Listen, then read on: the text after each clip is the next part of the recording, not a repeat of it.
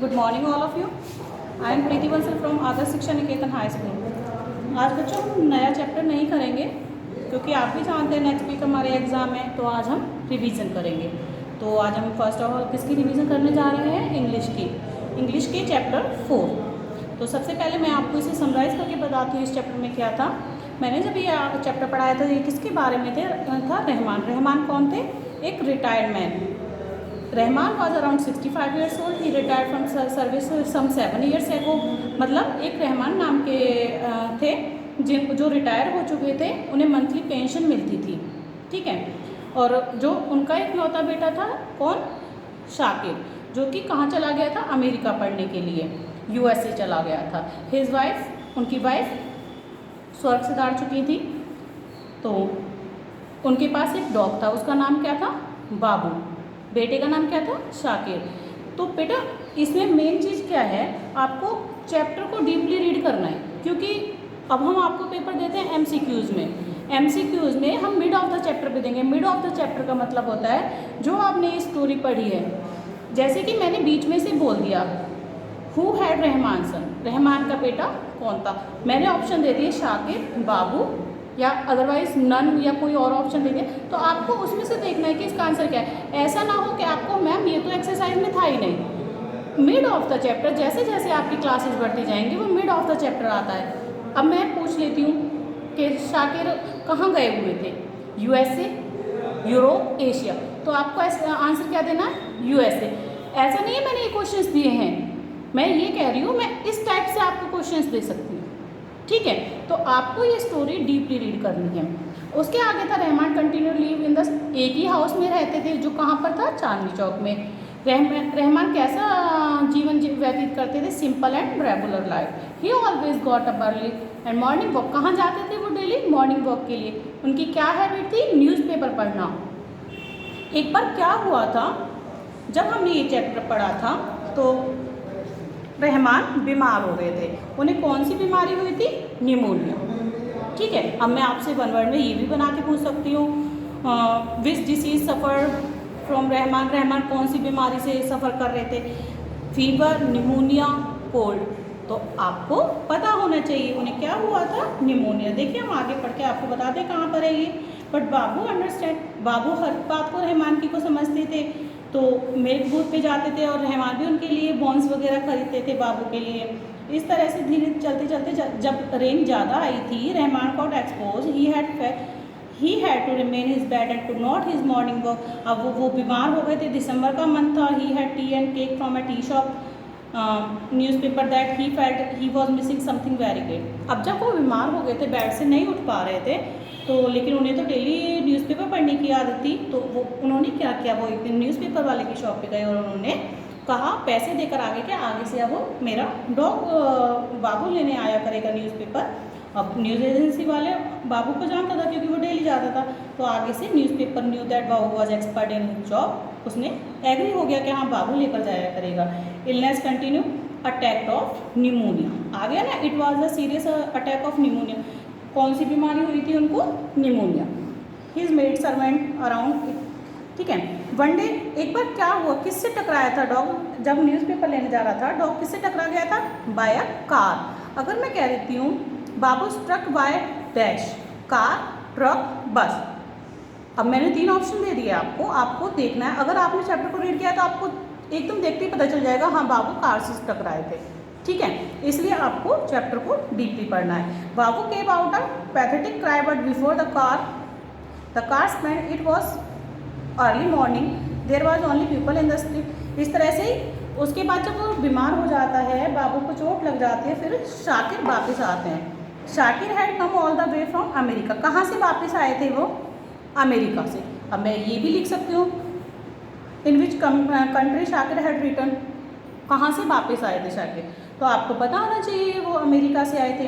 His wife and, इस तरह से आपको ये डीपली चैप्टर रीड करना है। उसके बाद आपको ये वर्ड मीनिंग याद करने हैं। अब वर्ड मीनिंग में मैं आपको कैसे दूंगी? Write the meaning of perform. Option दे दिया, किया, नम्र, संतुष्टि, तो आपको पता होना चाहिए, उस पर टिक लगाना है। जैसे ही वन वर्ड छोटे छोटे क्वेश्चन है, what kind of life did Rahman leave. Rahman कैसी लाइफ जीते थे? Simple and regular. अगर मैं इसके ही ऑप्शन में दे देती हूँ हार्ड, या फिर मैं कह देती हूँ वेरी हैप्पी। तो इस तरह से आपको पता होना चाहिए क्या what happen to Rahman, Rahman को क्या हुआ था, फीवर, कोल्ड एंड कफ या निमोनिया, निमोनिया। इस तरह से आपके ये एमसीक्यूज में पेपर बन के आएगा। Who had return from America, America से कौन वापस आया था, शाकिर।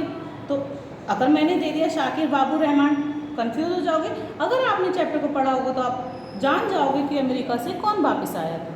ठीक है, इस तरह से ये आपके फिलअप्स हैं। आप फिलअप्स को भी देखो एमसीक्यूज में कैसे बनाया जाता है। Shakir was dash at the door, मैंने ऑप्शन दे दिए नॉक, रीच या डिपार्चर। तो आपको देखना है कि आंसर इसका क्या आएगा। ये आपके यूज सेंटेंस हैं जो मेक सेंटेंस होते हैं। इस तरह से आपका ये चैप्टर कंप्लीट होता है। मेन मोटिव क्या है बेटा, मेन मोटिव ये है अगर आप चैप्टर को डीपली रीड नहीं करोगे तो आप आंसर नहीं दे पाओगे। मैं हमेशा आपको कहती हूँ, मैं मिड ऑफ द चैप्टर देती हूँ। मिड ऑफ द चैप्टर का मतलब होता है आप चैप्टर को डीपली रीड करो, जो भी कुछ हाईलाइट हो रहा है, जो भी आपको लग रहा है कि हाँ इसकी डेफिनेशंस बन रही है, और सब्जेक्ट भी होते हैं डेफिनेशन बन रही है या इसका ये मीनिंग है। जैसे मैं पूछ लूँ, ये सेकंड चैप्टर हम शुरू करने वाले हैं हैप्पीएस्ट मैन। इसमें एक व्यक्ति की स्टोरी है। कौन है वो, फार्मर जो बहुत खुश था। और ग्रेट किंग कौन थे इसमें, अकबर। और जो आदमी उन्होंने ढूंढा था वो कितने रुपए अर्न करता था डेली, 4 रुपीज़। फर्स्ट रुपीज़ को वो कैसे खर्च करता था, सेकंड को क्या। आपको ये सब चीज़ क्लियरली पता होनी चाहिए कि वो फर्स्ट रुपीज़ कहाँ खर्च करते थे, सेकंड कहाँ पे, थर्ड कहाँ पे और फोर्थ कहाँ पे। Clear that. इसमें था अकबर था जो चाहता था कि कोई सबसे सुखी आदमी को ढूंढ कर लाओ। अब वो सारे कार्टियर्स थे वो ढूंढने चले गए तो उन्हें एक फार्मर मिला जो कहता है मैं बिल्कुल खुश हूँ।